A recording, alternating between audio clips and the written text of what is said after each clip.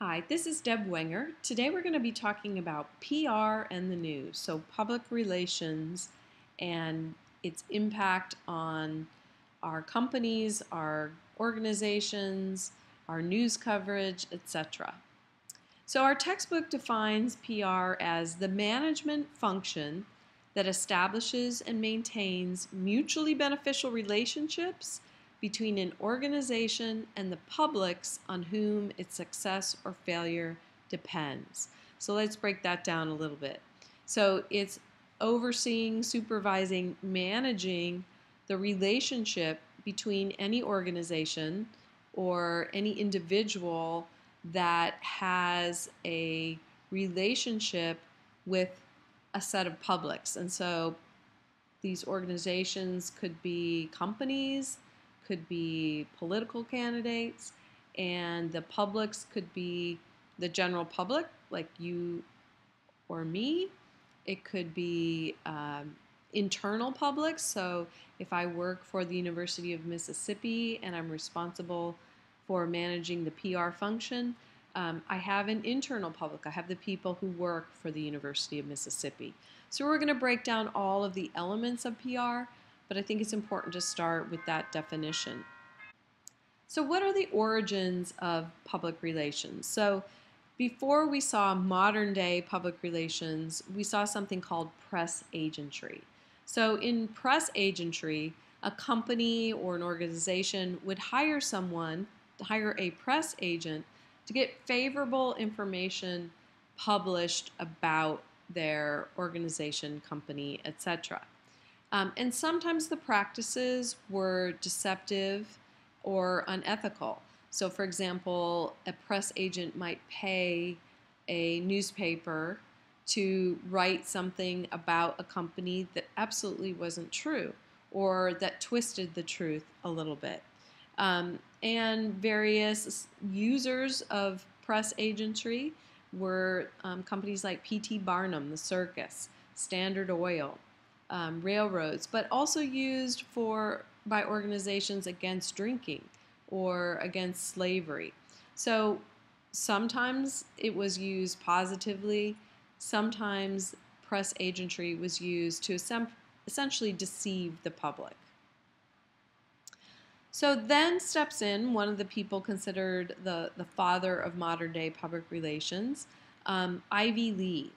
So Ivy Lee was hired by the railroads to help them with some of their image problems. So whether it was poor working conditions or train crashes. And he created a declaration of principles that essentially said that the key to good PR is truthfulness and timeliness. So he was able to convince the railroads that a better approach to managing your reputation was to be truthful and to get out there quickly with information. And these principles are really at the heart of good PR today. So he kind of shares the spotlight oftentimes in terms of the founder or father of modern PR with a guy by the name of Edward L. Bernays. So Bernays actually tried to use social scientific research principles in order to understand what motivated and influenced public opinion. So he wrote something called Crystallizing Public Opinion and Propaganda. And essentially, he recognized the importance of a credible source in communicating the information that you want your publics to understand. And this idea that PR was really a two-way process, so that you had to listen to what was being said by the public in addition to just spewing out messages to them. So he is probably the first person to understand why social media has had such an impact on PR. He obviously wasn't alive once social media was developed, but he would have certainly got how social media works. So what are the functions of public relations? Well, according to Bernays, there are three essential functions. The first being informing, just getting information about an organization, a product, a candidate out. The second is persuading, so helping people to see your point of view, to convince them that what you're trying to communicate to them is actually the right way to think about the topic, the issue, the product. And then getting to the integration point. So your textbook talks about, for example, getting people to contribute to a charity. So let's say we work PR for St. Jude's Hospital. We're going to inform people about St. Jude's, what they do. We're going to persuade them that it's a great organization. And then the integration comes in when we actually get them to use this information to attend a fundraising event or to contribute to St. Jude's in some way. So we can see an example of modern PR at work when the federal government wanted to promote World War I and why we were fighting in World War I to the American public. So they formed the Committee on Public Information and chose a journalist, George Creel, to run the organization. Many of the techniques used by journalists are valuable when it comes to practicing PR. That's why in the Meek School, one of the things that we allow our journalism students is to get a PR specialization, because a lot of PR practitioners have some kind of journalism background. So as part of the CPI campaign, they created something called the 4-Minute Men Project, where they would take experts, so again thinking back to Bernays and how credible sources were essential to the PR process, and they would have them speak for 4 minutes to organizations such as Rotary clubs, churches, etc., promoting the war effort. So in terms of creating opinion leadership, the CPI recognized it was really a two-step process. So you'd use influential individuals within a community plus the media to deliver information to that community.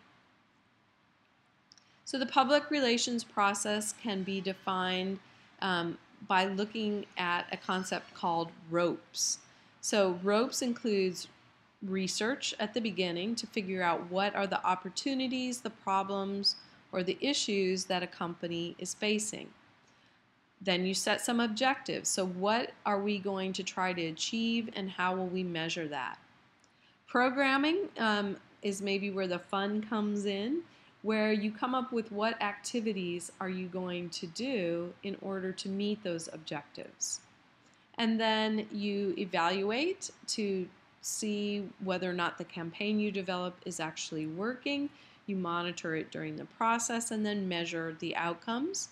And then finally, you don't want to just achieve the goal and then leave it alone. You want to have stewardship, so you want to maintain the relationship with the people who are now contributing to St. Jude's and keep them thinking positively about your organization. Have them continue to contribute money to the organization. So who are the publics that PR practitioners deal with? We've already talked a little bit about this, and I have tweaked the definition that your textbook uses because I don't necessarily agree that publics are any group of people who share a common goal. I think it's more any group of people who can have an impact on your organization. So internal publics are the people that work for you, the people who are volunteers for you. You have to make sure that you are communicating and persuading them to your point of view as well. External publics, this is where a lot of the focus occurs. So what are folks within the general public saying about your product, saying about your organization? And then the media. So even with the development of many other platforms for getting information to people, such as social media, the web, we still, as PR practitioners, rely a great deal on traditional media to get the word spread about events, about initiatives, about new products, etc. So some of the quote-unquote fun happens for a PR professional within a crisis. And this is where really a PR firm or those involved in PR for a company either earn their salaries or don't. So In preparation for a crisis, obviously, you don't want to start worrying about the crisis when it happens. You want to have a plan in place and be thinking about worst case scenarios for any organization before whatever happens actually occurs. Most important is, again, thinking way back to Ivy Lee, is to be honest. Lies are going to catch up with you and be worse than the original problem. Your textbook points out that that was certainly the case for Presidents Nixon and Clinton. Apologize and mean it. So it's one thing to say you're sorry.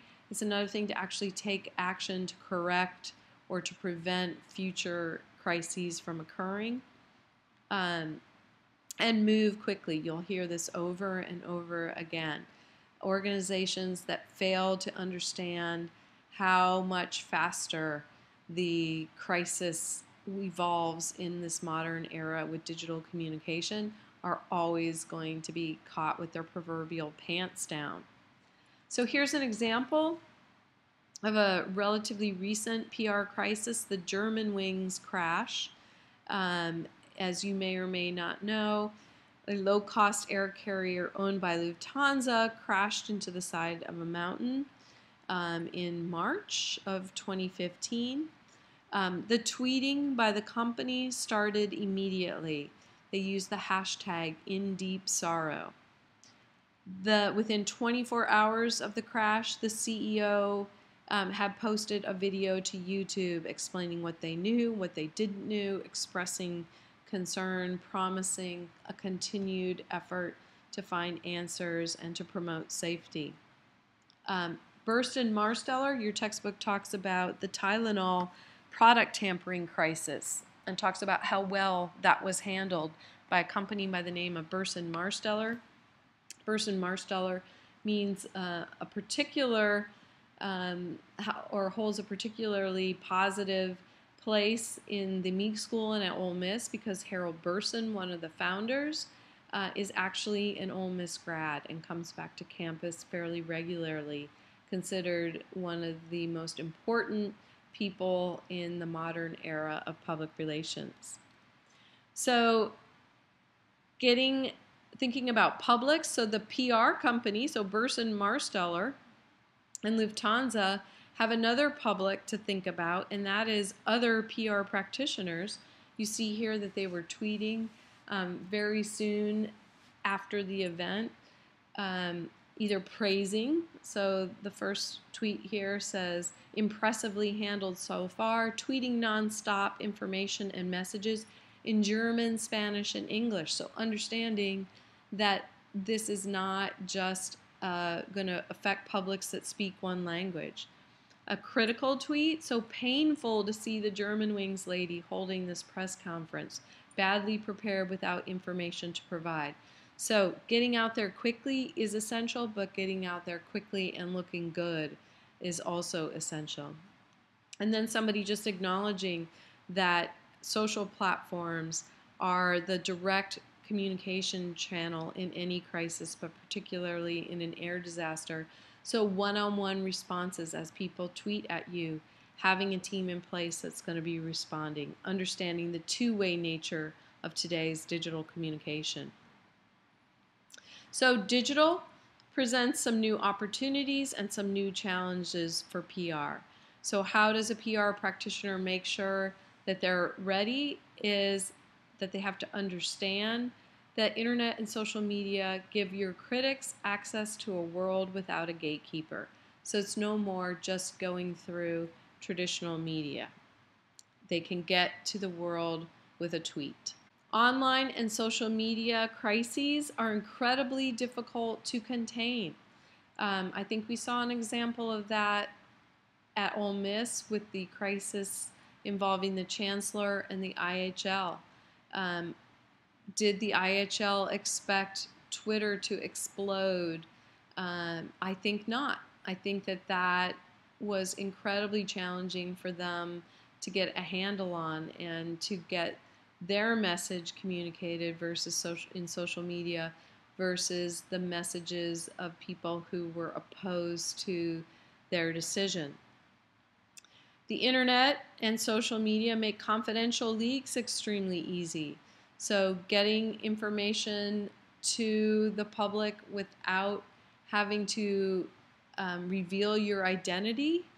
WikiLeaks is often cited as an example of this. So, being able to communicate again with the world at large without having to go through any kind of traditional platform is a challenge and an opportunity for PR. You also can see in spin control, for example, PR agencies or PR practitioners actually purposefully leaking information to try to test the waters on a topic or issue. And then remember that rumors grow when good information fails to flow. So if a crisis is underway or if an issue is playing out on social media in a way that is not beneficial to your organization or company, especially if it's founded in rumor, you got to get out there and add your voice to the mix with the information that you believe is accurate. So a social media crisis response involves understanding social media before you ever get to the crisis. So be in the social media space before the crisis occurs. Know what's being said about you all the time, before anything bad happens, while it's happening, and then after. Recognize the two-way nature of the medium. Too many organizations let people tweet at them and fail to respond. The best companies realize they have to have a team in place to get information to people who are asking for it or making comments and directing them at you. And then respond as quickly as possible.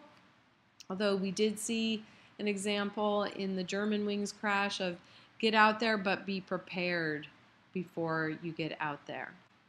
Okay, so as always, be sure that you are checking Blackboard for the assignments associated with this lecture and continue to tweet relevant information. I'm sure there's got to be a PR crisis out there somewhere. Use the hashtag UMJOUR101.